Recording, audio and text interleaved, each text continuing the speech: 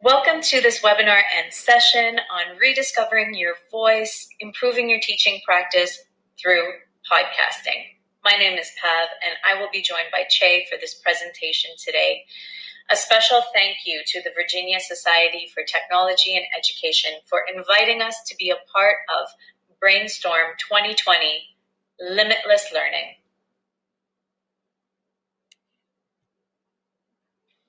Hi, I'm Chey, and we are so excited that you are checking out our webinar presentation on rediscovering your voice through podcasting. One of the critical learning goals of our presentation is for you to come away with the idea that you can reinvigorate your voice, find your voice, rediscover your voice through the platform of podcasting. It is a great platform for you to energize your voice, become more sound in your beliefs with your pedagogy. And so our ultimate learning goal from this presentation is that you come away knowing how you can re-energize your voice, re-energize your teaching practice through podcasting.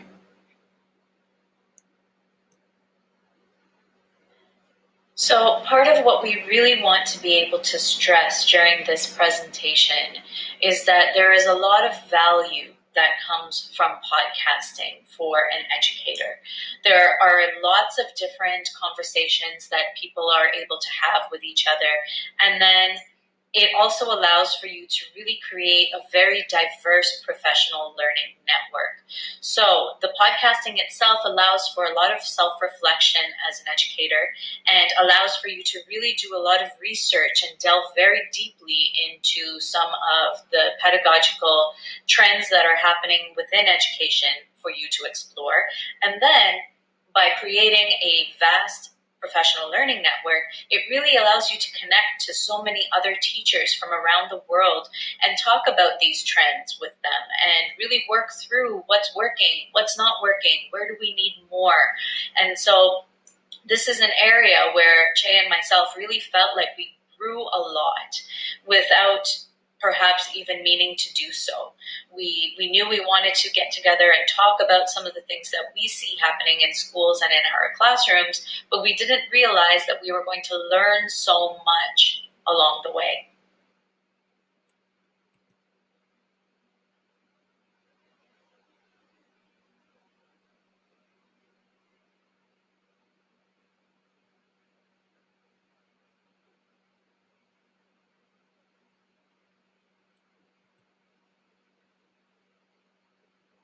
We need to be able to rely on the things that we have stored, be able to pull them up as we need them quickly, and so that we don't have to use up all of this working memory to be able to do that.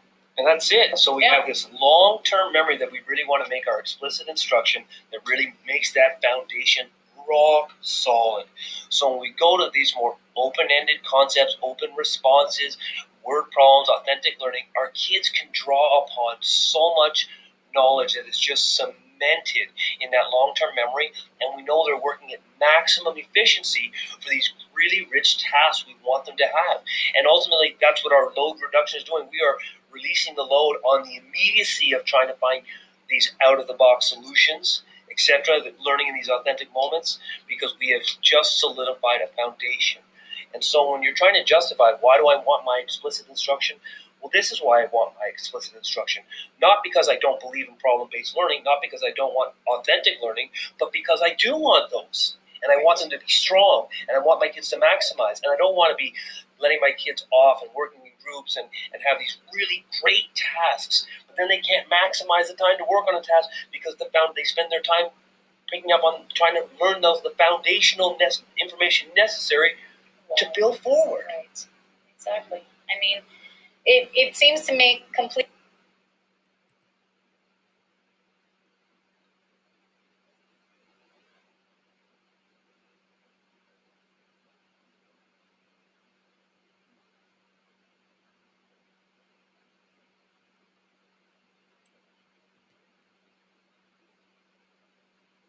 And I've heard this from a few people in the past, looking back in retrospect, after that principal is gone and so many amazing things came out of it.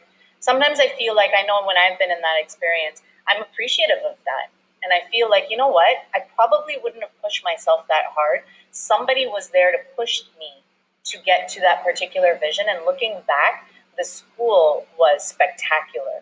It achieved everything that this administrator sought out to achieve. And we were on a high. The school was going places and it was doing incredible things, and all the staff were doing incredible things. So, it can be a challenge. It can be a challenge to work in a school where the administrators have that clear vision and are really, really pushing to achieve it. But it gets us there. It gets the school to where it needs to be. It's the right tool for the right. Podcasting 101. What gear and equipment do I need to get myself started? Critical component? Get yourself a mic. You probably even already have a mic. Headphones, not essential. Computer, and then we can use Anchor as a browsing platform that allows you to podcast on your own for free. Just need yourself an email to get yourself started, and you can begin the podcasting experience with a mere mic, a computer, and then a whole lot of passion and a whole lot of things you want to talk, discuss, and reflect on. Get those pieces, and you're good to go. So, what would we say are some of the biggest impacts of podcasting for an educator? We'd likely have to say that number one would be professional development. We have grown a lot in terms of our professional growth over the past 8-9 months that we've been podcasting. It requires a lot of research. We get interested in a particular topic, or an incident happens within our classrooms where we feel like this is an area that we could explore a little bit more for a podcast episode. Well, now we need to delve a little bit deeper. So does that mean reading up on some articles that we find on this particular topic? Does it mean engaging in some further discourse with the people that we've already connected with on Twitter, other educators that might be in our building, perhaps our administrators, people who can give us a little bit more of an insight or perspective that we haven't already offered? So the growth that we have experienced professionally, along with our own self-reflection, has really, really been impactful. Secondly, we've really built on our professional learning community, and this was sort of something that happened along the way. It wasn't entirely intentional. Actually, a lot of these impacts were not intentional, but they sort of just happened. Once you get connected on Twitter and start to try and get your podcast out there to be listened to, you start connecting with a lot of different educators from all over the world. And we've really been able to see this as an impactful thing because it's a give and take relationship. People are listening to what you have to offer as a podcaster. They're hearing your voice, but in turn, they're offering their perspectives and their thoughts and their feelings about a particular thing as well. And we have really been able to grow from that too. Connecting with schools around the world, we talked about this a little bit already. We've connected through so many different places. School Rubric was probably the first website and organization that really helped us connect with educators around the world. But then through our professional learning network that we have slowly over time built, we've begun to connect with so many different people from different countries.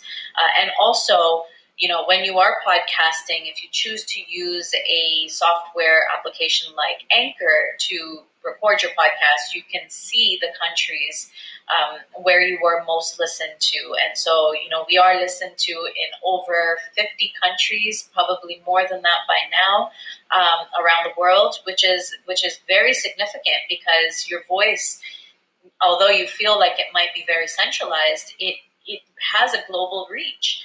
And what's most interesting is that so many educators will come back and let you know that, things that you have to say resonate with them. which is so interesting when you are sitting on one part of the globe and you're hearing this feedback from people on the other sides as well.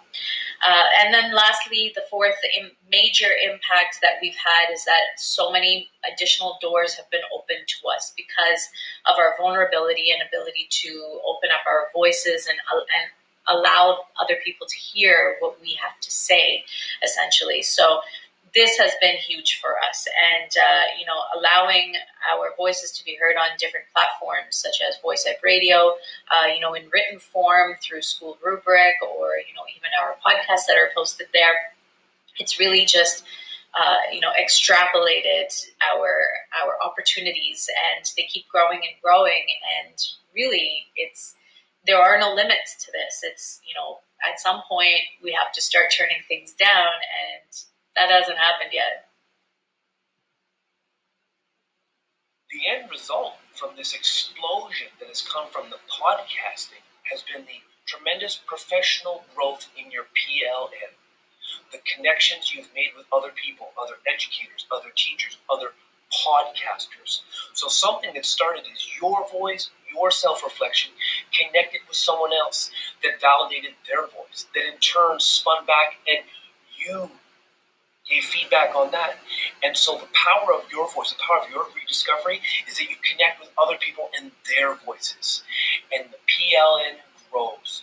Teachers, educators, podcasts, we connect, we learn from, we engage with on an informal setting and on a more professional setting with presentations and webinars or Twitter chats. And so the podcast experience that has exploded and gives you such good validation of your voice also spins to build a wonderful network. And as your voice is validated, as your voice feels heard, you're doing the same for others. You build such a vast array of other educators that you can learn from and grow from. So what are some of the things that have really opened up for us? What are we up to, and what have we been up to since we started podcasting? We originally started with the Staff Room podcast, and we began with the idea that we would be recording one episode a month. That was our original expectation, just based on what we thought we could do, how much time we thought would go into editing our podcast and preparing to release an episode. That quickly became once a week. And then we introduced mini interludes that we each put out once in the middle of the week as well. So we went from having potentially one episode, full-length episode per month, to doing one full-length episode per week, which ranges from about 25 to 35 minutes. And then we also have on top of that mini interludes, which are about 5 to 10 minutes in length and are far more self-reflective. We do these independently, and we upload them in the middle of the week, just as a way to break up the week and offer listeners a little bit more of our own personal perspective and not something that we do conversationally together. From there, our opportunities also have opened up to doing a radio show, which is very interesting. So Voice Ed Radio is a Canadian online radio station that has a focus on education, and they offer much more than radio. There's a whole bunch of blogs on there. Many different educators' podcasts are featured on Voice Ed Radio as well. It is a website and an app, and the creator and the founder of Voice Ed Radio, Stephen Hurley, was somebody who reached out to us after coming across our educational podcast and thought that it would be great to have our podcast featured on Voice Ed Radio. Of course, we said, okay, it's another way for people to be able to hear us. And from there, the interest sort of grew into, maybe we could start our own morning radio show. So we currently host a morning educational radio show, which mixes music into our talk as well, and it's really blossomed, and it just offers us another opportunity or another medium to be able to explore our voice and talk a little bit about some of the the things that we talk about in our podcast, so many of our themes, but in a much more casual format. And, mixing it in with conversation with other people, where you have the ability to take calls from people. It is live, and also, we're able to interact with a lot of people on Twitter at the same time during the broadcast of the show. And so it is definitely a different vibe, but again, an opportunity that wouldn't have arisen if we didn't start with, the podcasting. So just another door that was opened up to us along the way. How do I fit in? Where do I, where can I step in? What can I do? What can I do to assist?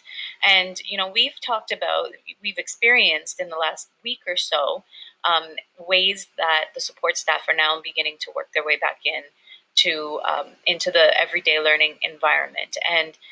And not just to be helping the staff, although that's a big part of it, but also how are they now working their way in to have more connection and more communication with the students that are now more engaged with their remote learning experience as well. So as we get more students into our learning environments, we're starting to see more opportunity and more places where the support staff can now start to fit in.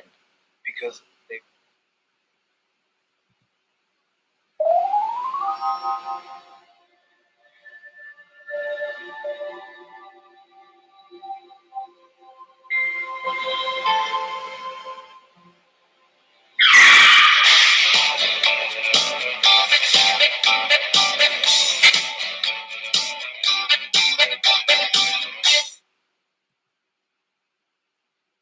And what else are we up to?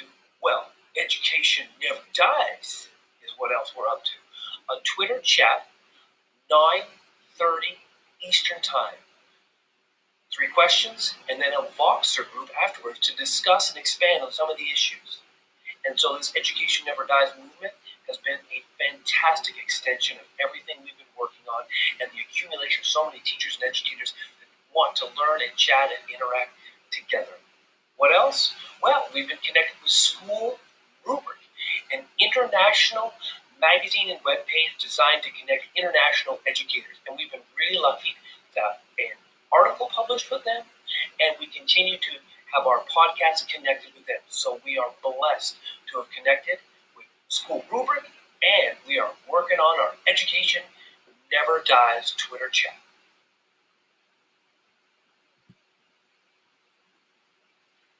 Something that you really can't help when you start to build a professional learning network on Twitter or any other social media platform is you start to build connections with these people. And this is definitely something that Chey and I have experienced. So to talk a little bit more about Education Never Dies, we started to feel this need to take the information that we've gathered, to take our content that we put out there for the world to see, and sort of intermingle it with some of the perspectives that we see out there, and go one step further and try to help other educators that might need some more perspective from us. And so teaming up with different educators from different walks of life, people who are administrators, people who are support staff, people who are consulting from the outside, and using all of the knowledge and wealth of knowledge that we have together as a team and putting that out there even further has been not only impactful for us, but also for people who engage in the conversation on social media.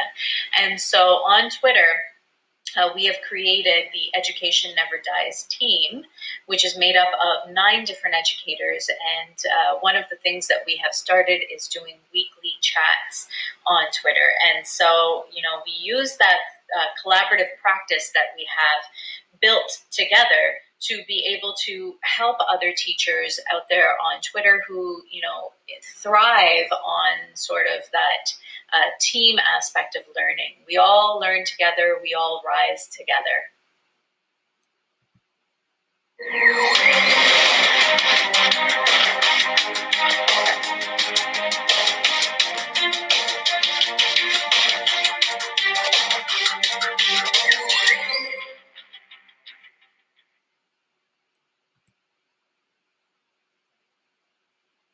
And so, what's our story? What was our motivation? How did we start all this? How did it just expand? It started as a classroom project, Genius Hour. And I wanted my class to always have a different culminating activity.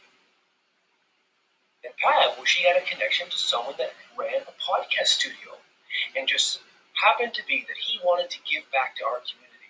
And we meshed.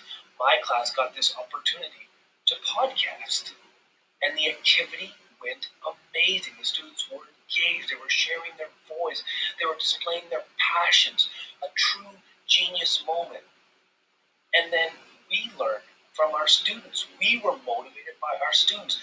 Their energy and their passion and their voice inspired us that we could do the same. That we had provided a learning opportunity that had come so full circle, that we were learning from our students. We were motivated by our students. We were so inspired by what they did that we embarked on a similar journey. And so as teachers, it's the ultimate reminder that as much as we teach our students teach and inspire us. And our podcast is an extension of a classroom activity where we were just so inspired by our students that we embarked on this podcast journey on our own. That's our story. That's our motivation.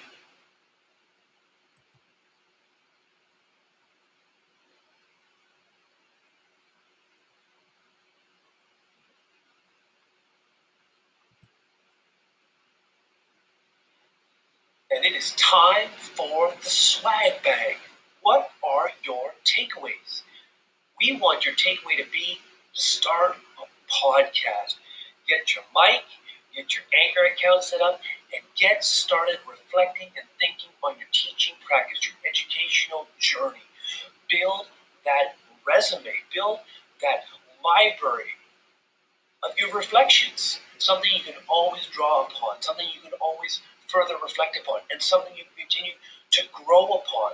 Part of that great aspect of podcasting is that you have a library of your reflections, always there, always available, and always there to build upon. So takeaway number one, what's our swag bag? Let's get a podcast started. Get that mic, get that Anchor account, and let's start reflecting and rediscovering our voice. So continuing with our swag bag, our takeaways from this presentation, something that we really need to stress is that through podcasting, we are really learning from each other in the truest sense of the word. We are building a professional learning network like none that we have ever experienced in our lives as teachers in the past. And we are exchanging information in many ways on a daily basis with people. We've been participating in ed chats where we have learned so much new information, entering a chat where you have zero idea what anybody is talking about, and walking away with a wealth of knowledge, of practical knowledge that we can then go and embed into our teaching practice the very next day. And so it has really changed the way that we are teaching. It has changed our perspectives, and in many ways has changed the way we think as educators. And this is truly very important. So building that professional learning community is extremely important and is one of the biggest impacts that we felt as educators, as podcasters, and just for our own growth as individuals as well. And what's my third swag bag item? My third takeaway, it's listen to educational podcasts. The educational podcast arena is booming with content. There are so many great podcasts. And as much as you learn from speaking and reflecting, you can learn from listening and absorbing and connecting with other educators. And podcasting is a great way to do that. So many different types of podcasts, whether they're being interviewed, whether it's subject specific, or whether it's just analyzing and self-reflecting. But it's so valuable to enhance your own podcasting experience enhance your own ability to podcast, to articulate your thoughts, to get to where you want to get to in your podcast by listening to how others podcast. Our growth certainly came from just absorbing and diving all into the podcast industry. So many great podcasters that deliver such great content, such great techniques. So explore, engage, learn, and listen to educational podcasts. So there are lots of different ways that you can connect with Chey and myself on Twitter. We have several handles. The very first and foremost would be @staffpodcast, and this is our Staff Room Podcast handle. And through here, we participate in a lot of chats to build our professional learning community. We also put out our new episode links and any other really big projects or initiatives that we might be participating in. Our Twitter handle for the Drive on VoiceEd Radio is @thedrivevoiceed. Chey can be reached at Mr. C. Cheney, myself @PavWander, and then Education Never Dies can be reached at EduNeverDies.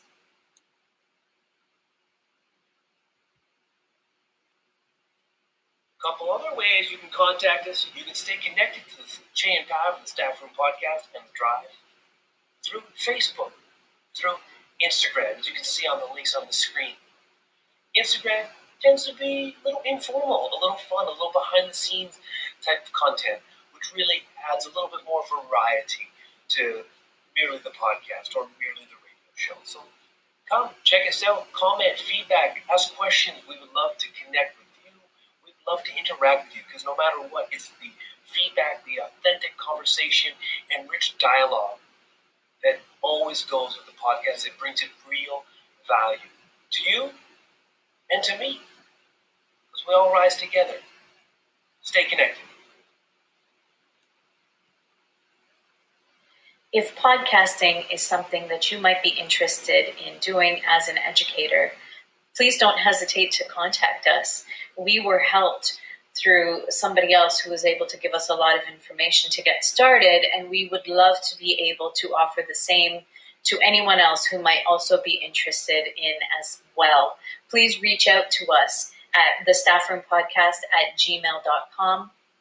We can also be reached through the Education Never Dies email address if you'd like to reach us there. And please feel free to ask any questions about getting started or about amplifying your voice as an educator in general.